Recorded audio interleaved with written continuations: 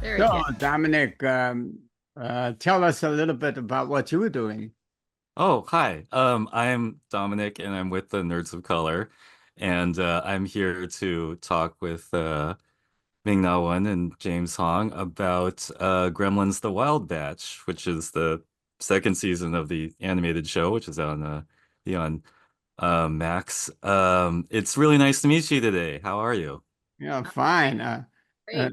yeah, right. And so it's nerds, huh? Is that the title? Oh Great. yeah, we're Nerds of Color, but generally the people of color nerds and Yeah. Well, I was Shanghai. in Nerds, the original Nerds there, in the episode movie called Nerds of Paradise, I think.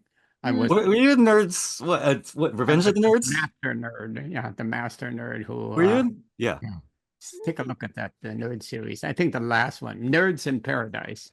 Okay. I think I actually remember that. I mean, I was gonna say, as a Chinese American person growing up in the Bay Area, United States, it's I've definitely grown up on your movies and TV shows, both of you. So it's really a pleasure to get to spend a few minutes with you. Um, So thank you very much.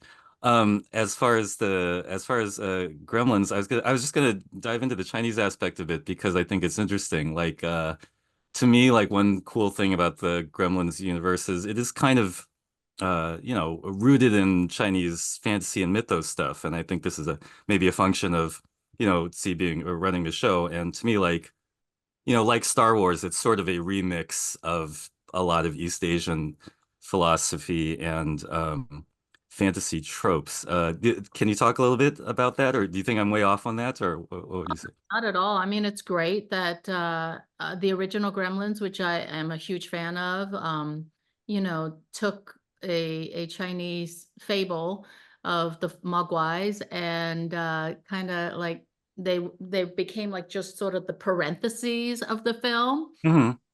with Mr. Wing showing up in the beginning and then at the end of the movie and nothing in between.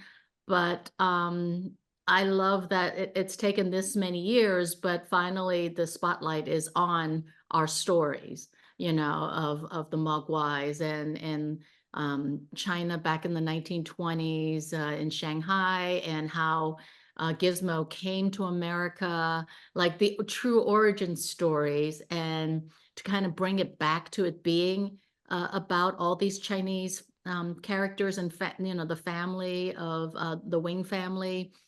That to me filled in the parentheses. For me, it's like sort of it's balanced now in full circle about the Gremlins. Mhm. Totally. Yeah. Well, it's what Steven Spielberg started and now carried on to a whole different realm. And it's amazing what the series of the Gremlins have done. I say have done because I've seen quite a few episodes. And it's when you see it, you'll know what I'm talking about. It's Hmm. the animation and the story and the voices, the talent, the whole screen becomes alive with a new feeling. It's not the animations where AI just take over and there's no real heart. This is all heart, Hmm. characters and heart and story. And I am glad to be a part of this Gremlin series. It gives me a chance to do the grandfather the way I want to do it, and I'm glad they accepted my version of grandfather. And as I look at every episode and all the big eyes of grandfather, I become grandfather in the series, and it's wonderful. I can ad lib in certain things in the recording session, and it's usually accepted. So you get to create things you want to do, and Hmm. not just be in the little box and be a very stilted character of Asian heritage. I become alive as grandfather because he does know all the past. He has a past in San Francisco, and I'm so glad that the series takes place in San Francisco, which was my home for a while. So and all that background of the Chinese and fables and heroes and villains. They're in the fables I heard from my mother when she read the books about the adventures, Chinese comic books, you might say. So to be a part of it, sort of wrap up this 70 nine, I'm 70 something, No, Mhm. 5 years of my career, so I hope there's more good things to do, especially with Ming-Na Wen. It's always a pleasure to work with her. There's a certain feeling about our relationship between the two of us. Give you, for instance, we went to I went to the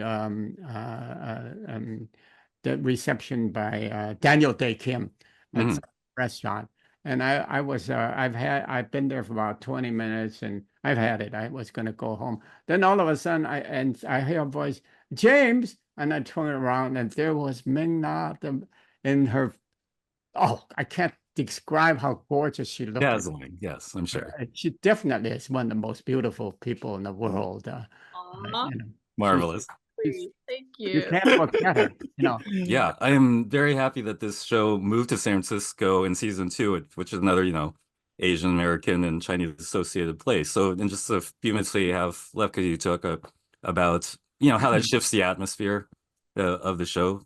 I think it's a personal story for Zichong because I think he takes a lot of his own grandfather's stories about his immigrant experience coming to America, and and that is really important, especially nowadays, to just remember, there was probably and still is, but a lot of discrimination against the Chinese immigrants at that time in the 1920s, as well as the struggles that they had, but then also the support system that the Chinese communities gave to each other in helping them to thrive and contribute to America. So, it's a lot of deep, faceted aspects of the story that's wrapped into fiction.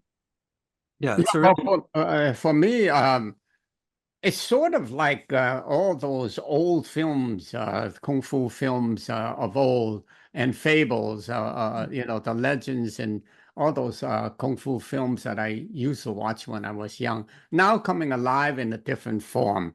It has many facets of the Asian American feeling and story and togetherness, friendship and learning from each other.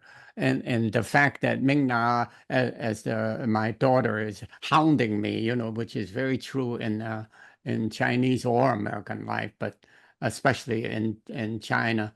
The daughter always wants the grandfather or father to do better, and that's the truth. As in my own family.